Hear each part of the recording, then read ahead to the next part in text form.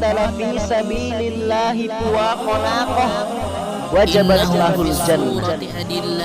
وفي الحقيقة خطاع على أبواب جهنم من أجابهم إليها الإسلام يعلو ولا يعلى عليه تكون خلافة على منهاج النبوة.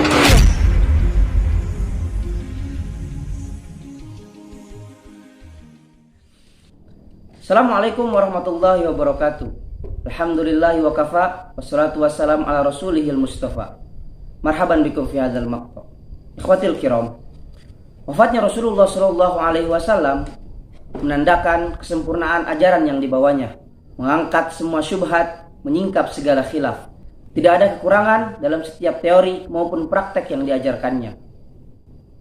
Ijma para ulama dari kalangan mufassirin maupun muarrikhin bersepakat atas wajibnya persatuan umat Islam dalam sistem khilafah secara dalil-dalil naqli maupun dalil-dalil akli.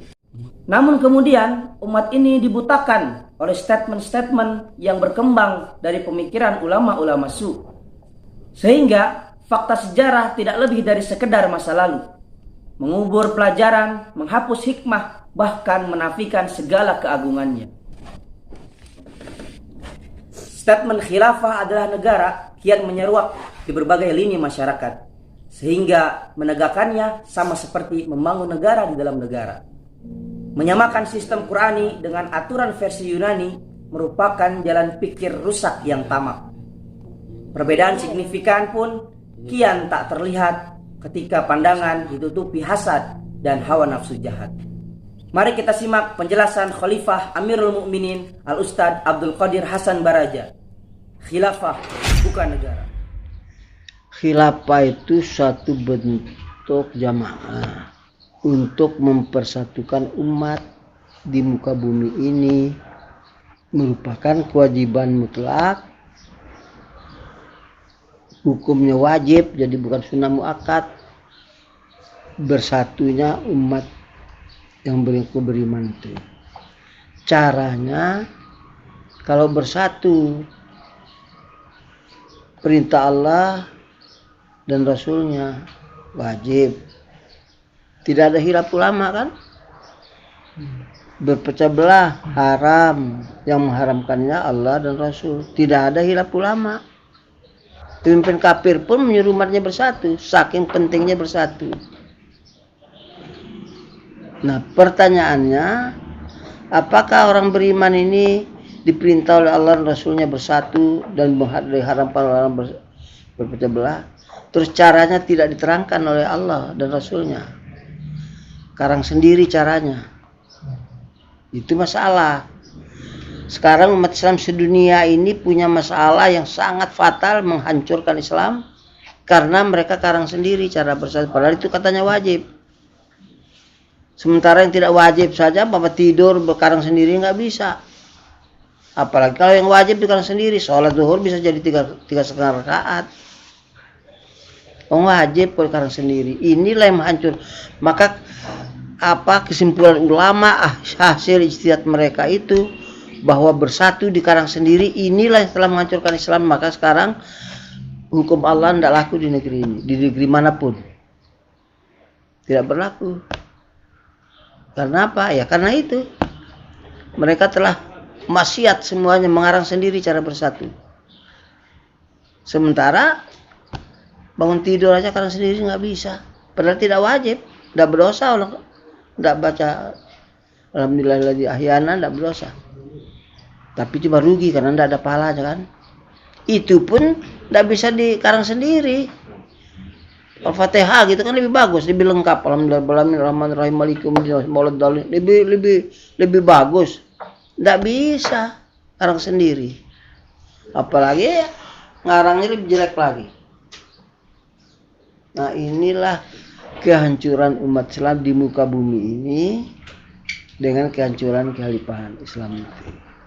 Maka untuk itu kita umumkan kekhalifahan ke muka bumi ini, bukan untuk satu negara. Di akhirat itu tidak ada Islam negara, itu nggak ada. Jadi surga negara Amerika gitu, surga Indonesia gitu, surga Mekah, nggak ada di akhirat. Surganya orang beriman yang bersatu. Orang beriman tidak bersatu diancam oleh Allah, itu jelas ayatnya, kita sudah hafal semua. Azab katanya Allah. Surat Al-An'am 65 itu kan. Kata Rasulullah, azab berpecah belah itu. Kita berada di situ sekarang, ulama berjuta-juta di dunia ini ada di situ. Karena ngarang sendiri itu. Maka hasil karya kita lah bukan karena orang kafir kita ini hancur, tapi karena orang beriman itu sendiri tidak mau menepati kesatuannya menurut ajaran Islam. Dikarang sendiri. Akibatnya gitu. Inilah kita mau berubah. Lalu ada orang berpikir, oh mana wilayah kekuasaannya? Loh, bersatu itu apa harus berkuasa dulu apa? Bangsa Indonesia ini merdeka supaya bersatu, bukan bersatu untuk merdeka. Ini cara berpikirnya terbalik-balik, kata orang Jawa tuh, walik-walik. Enggak rasional itu cara berpikirnya. Bersatu itu bersatu, ada pemimpinnya satu, itu tandanya bersatu. Oh bersatu pemimpinnya 10 ya, enggak masuk akal, orang gila apa.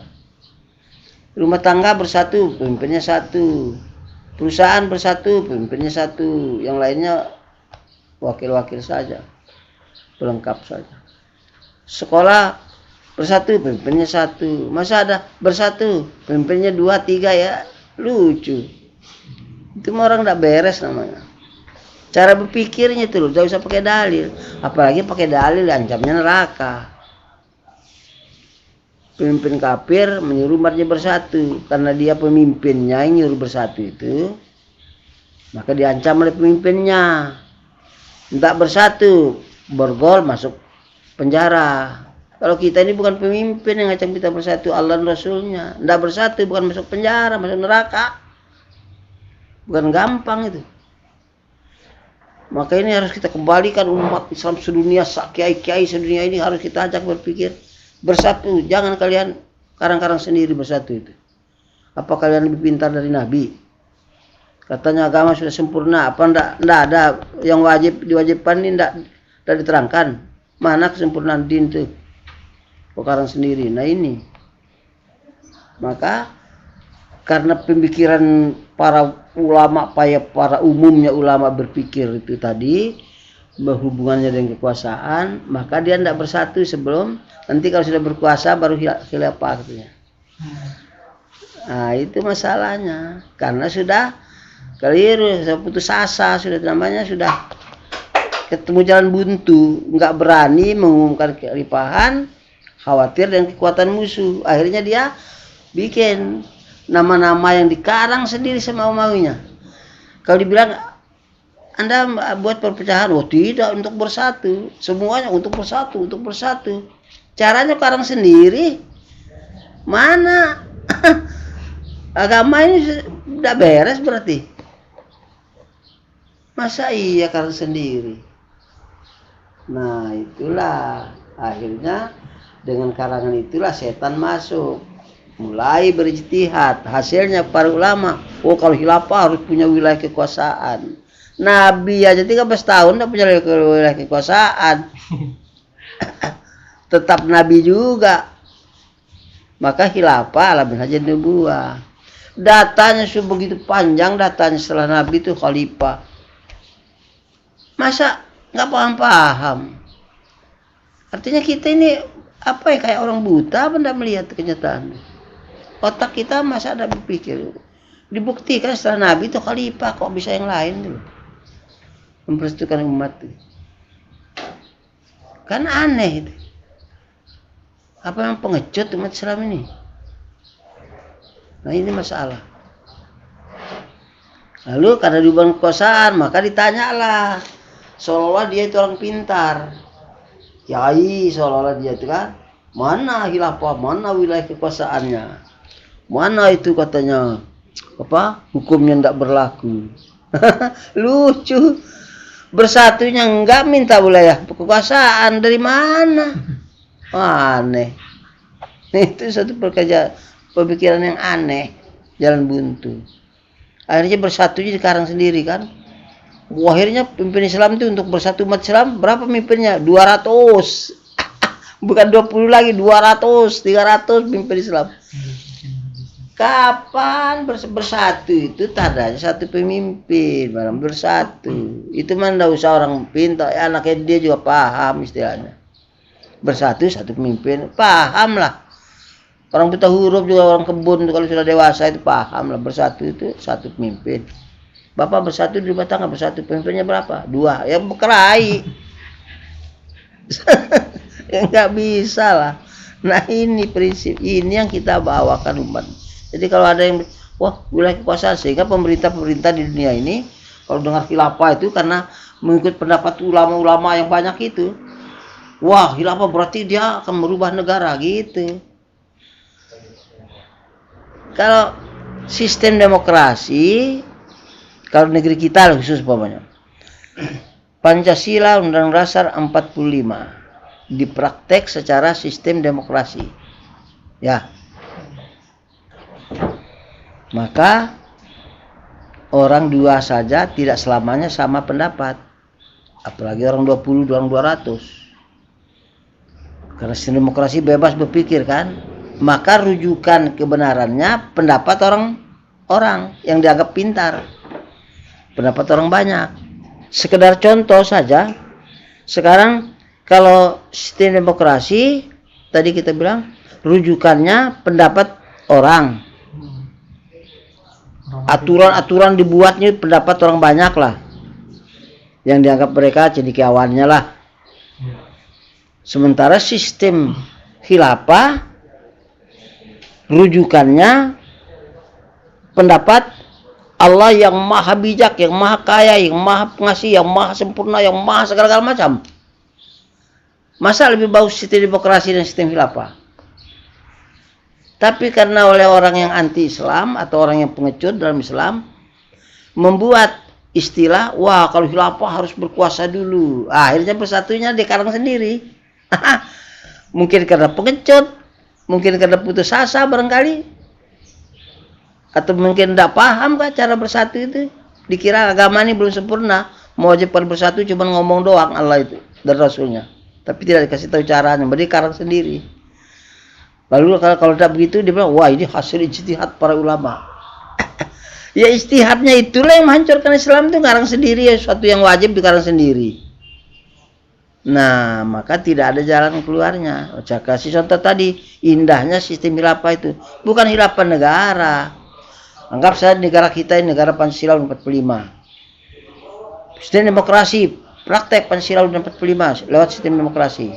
Akhirnya tengkarnya tidak selesai kan? Nah, maling, rujukannya pendapat manusia, itu tadi. Rampok paling besar, wah kasih bos konpre, listrik tidak bayar, kos-kosan tidak bayar, makan minum gratis, enak amat. Yang rugi orang Kristen rugi, orang Buddha rugi, orang PKI rugi, orang Islam rugi, semuanya rugi. Iya. Dia dapat ambil uang orang ratusan juta rakyat dikorupsi sama dia untuk kepentingan golongan dia dan keluarga dia. Rugi semua, kita yang untung cuma rampoknya itu, malingnya itu, koruptornya itu.